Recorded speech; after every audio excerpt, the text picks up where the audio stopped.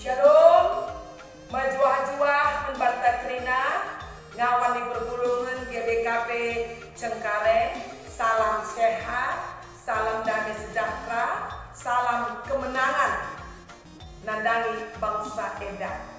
Ibas Paksa Eda, Minggu 20 Siwah, Maret 2020, Minggu Pasion si ke-6 kan.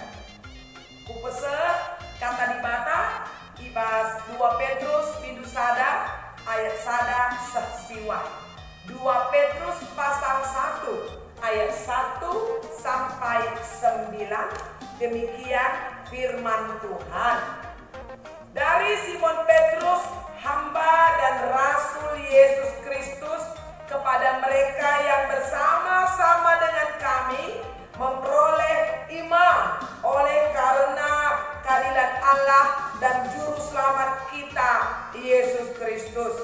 Kasih karunia dan damai sejahtera melimpahi kamu oleh pengenalan akan Allah dan akan Yesus Tuhan kita, karena kuasa ilahinya telah menganugerahkan kepada kita segala sesuatu yang berguna untuk hidup yang saleh oleh pengenalan kita akan Dia yang memanggil kita oleh kuasanya yang mulia dan ajaib. Dengan jalan itu Ia telah menganugerahkan kepada kita janji-janji yang berharga dan yang sangat besar, supaya olehnya kamu boleh mengambil bagian dalam kodrat ilahi dan luput dari hawa nafsu dunia yang membinasakan dunia. Justru karena itu, kamu harus dengan sungguh-sungguh berusaha untuk menambahkan kepada imanmu kebajikan, dan kepada kebajikan pengetahuan, dan kepada pengetahuan penguasaan diri, kepada penguasaan diri ketekunan, dan kepada ketekunan kesalehan, dan kepada kesalehan kasih akan saudara-saudara, dan kepada kasih akan saudara-saudara kasih akan semua orang. Sebab apabila semuanya itu ada padamu dengan berlimpah-limpah, kamu akan dibuatnya menjadi giat dan berhasil dalam pengenalanmu akan Yesus Kristus Tuhan kita. Tetapi barang siapa tidak memiliki semuanya itu, ia menjadi buta dan picik, karena ia lupa bahwa dosa-dosanya yang dahulu telah dihapuskan. Sedemikian firman Tuhan. Amin. Saudaraku yang terkasih, sekali lagi shalom untuk semua jemaat GBKP Cengkareng, 6 sektor, Mamre, Moria, Saitun, Permata, KKR, Pertua, Diaken, Emeritus dan seluruh keluarga, dan juga pengurus-pengurus kategori. Kita semua yang tergabung di dalam keluarga besar Kerajaan Allah, keluarga besar GBKP. Minggu ini kembali kita bertemu melalui renungan yang ditampilkan dengan video ini. Puji Tuhan, kita masih diberi kesempatan untuk boleh beribadah di tengah-tengah keluarga, di rumah kita masing-masing. Saudaraku yang terkasih, di dalam sukacita surgawi, berikan salam kiri kanan, katakan kepada anggota keluarga kita, badai pasti berlalu. Ayo ulangi sekali lagi, badai pasti berlalu, indah pada waktunya. Haleluya. Saudaraku, virus corona yang menggemparkan kita semua di awal 2020 bermula dari Wuhan, negeri China, menyelusup ke seantero semesta, menyambangi semua negara. Tak peduli negara maju atau melarat, negara adidaya atau yang tertindas, semuanya terpapar. Resah terjadi bukan saja di hati rakyat, tapi para pemimpin negara sampai kepada negara terjaya di dunia akhirnya mengambil kebijakan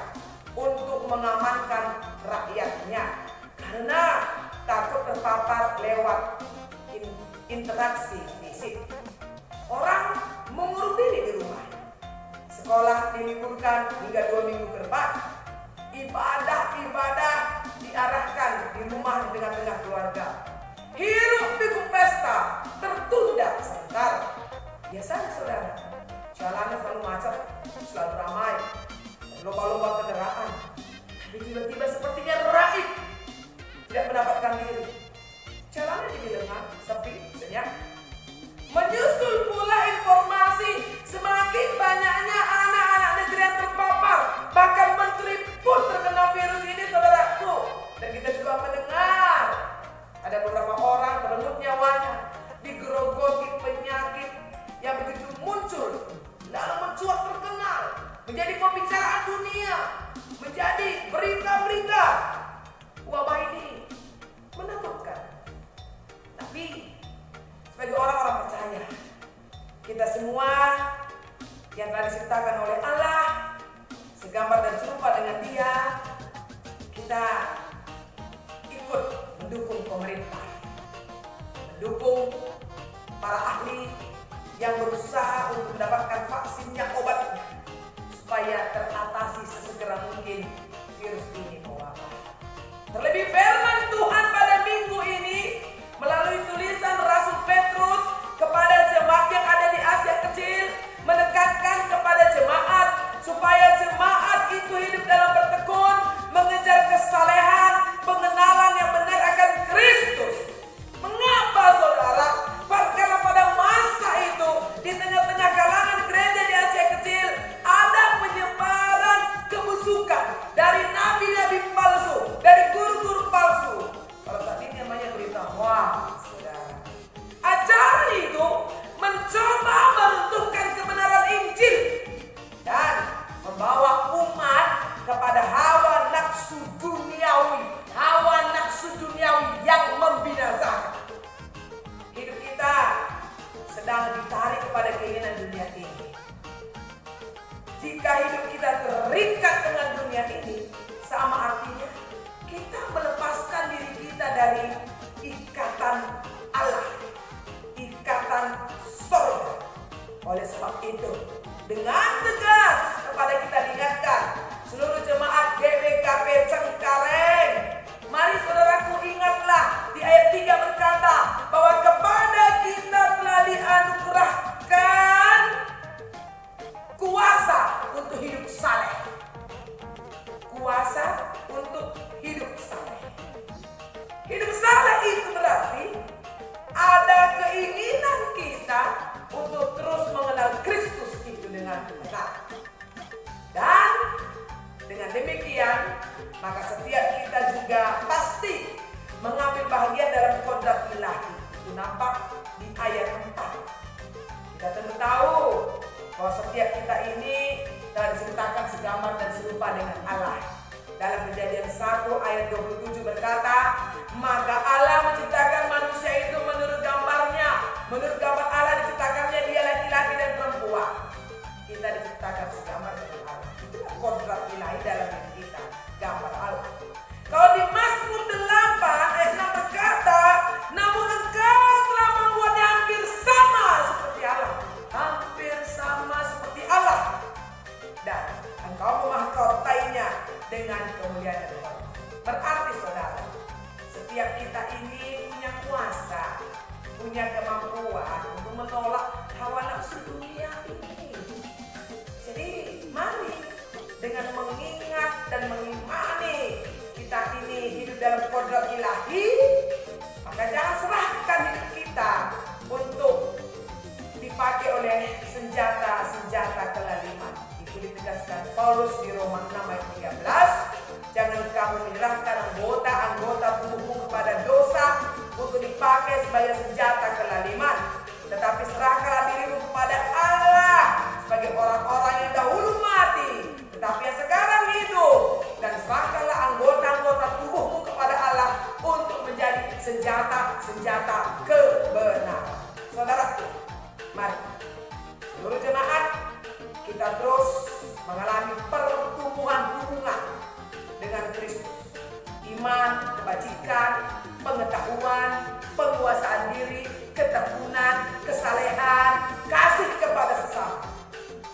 Artinya hidup kita menularkan energi positif, menularkan kebaikan demi kebaikan dari hari ke hari kepada semua orang. Cukuplah coronavirus ini menjadi berita-berita yang mengkhawatirkan kita.